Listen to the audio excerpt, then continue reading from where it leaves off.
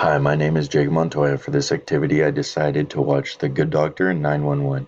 In today's world, these defined gender roles are not as present as they have been in the past. In these two TV series alone, there are no stereotypical gender roles from male to female, regardless of other attributes like ethnicity, sexual preference, or disabilities.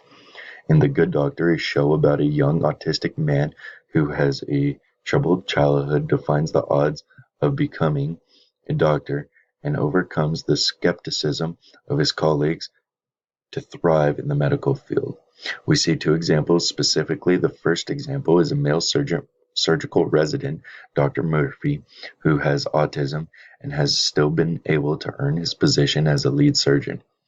The second instance is shown by the strong female character Dr. Lin and her position as chief of surgery, which is head of that department.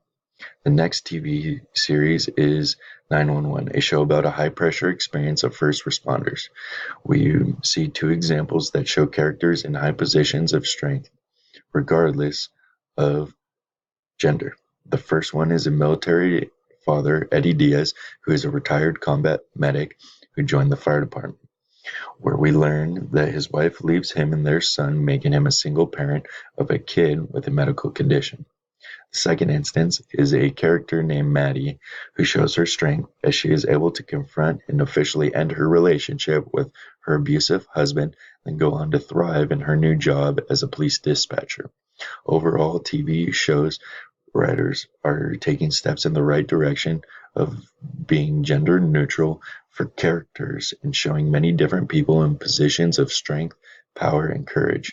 We are seeing less stereotypical roles as we pursue gender equality in the world, especially through our social media platforms.